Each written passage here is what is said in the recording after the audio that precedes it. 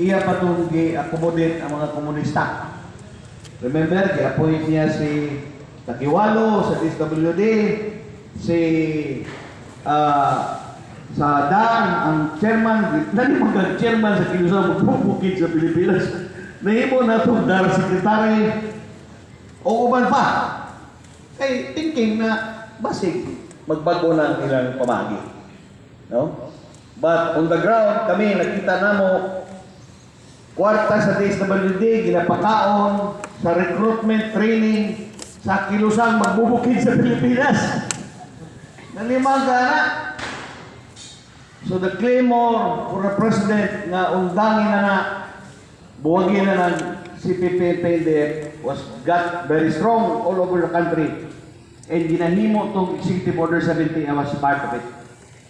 7 times ko gikuha sa mga tao ni Digong. Sila retired Colonel Kapuyan, sila General Stares, General mga retired police general na mga core group ni Digong sa Malacanang that time. Oh, active pa si Postino at the time. Oh. General Postino. Then of course, ang role na ko sa pistok was terminate the pistok. Eh nagpa-pistok naman siya at the time. Kaya 6 years ko member sa pistok, niya, kabalo ko nga binuang ng pistok. So I have to tell the president na wala inong na ng pistok. Ginagamit na ang pagpalikon sa CPP and PND. Sometimes, di ba, hindi ko gabi yan ang mag-meeting. Saan daw, konsulta ko, pagkagabi, yan istorya niya sa ako. Ipasa mo nila, ito siya mga policy statement. May mga palisiya. No? O, pag-implement po sa ILCAC, di na permahan. 2018. 2019, January, sugod na mag-implement. Ako po ang nag-implementar sa Davao Rizal. At that time, chief of staff ko sa governor, gagaw na ako, Congressman Dahiran, o ako yun ang personal na implement sa ILCAC. Civilian-led anti-insurgency campaign strategy. Kaya for the past decades, military-led man tanan. Parang hindi mahuman. Kaya at that time, 2009, 2010, maka-istorya akong mga major, lieutenant, ngayon, wala. Mag-retire na lang, hindi yun yung mahuman. Yun yung problemahan. Ay, ano kami? Ang lasa itoon kami ni General Escobar. Kaya na obligado. Wala akong mga partner niya sa Islikong Soan. Mga stakeholder. Saan mo ka pagpilihan ni kalabanan na hindi magiging mahuman? Iniistoryahan ng sundalo, kaya man na magkitay sa bukid.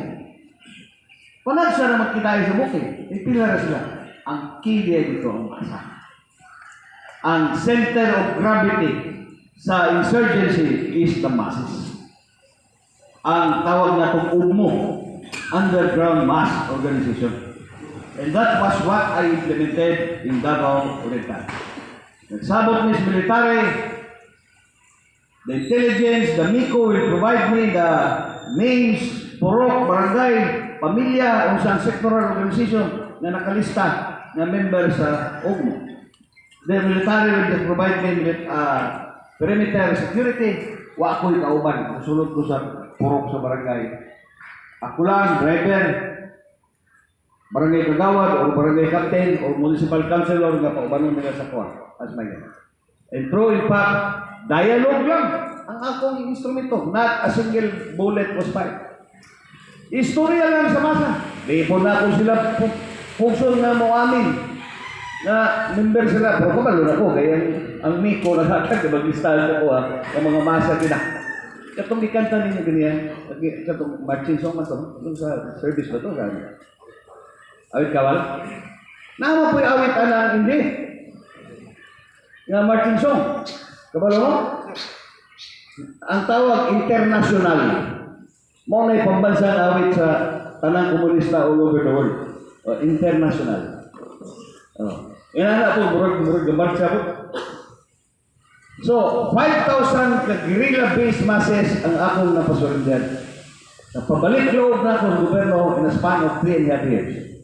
Until ako si Governor Dahiran left the office sa June 30, 2022. to give way for former Governor Malañao to become the governor na post. Kaya naghangyo man siya. Anyway, and I think sa trabaho na ko, kadali, tingaman ko ba kay pagsulod sa BBM, itawagan naman ko dayo. Sir, gusto ka namin sa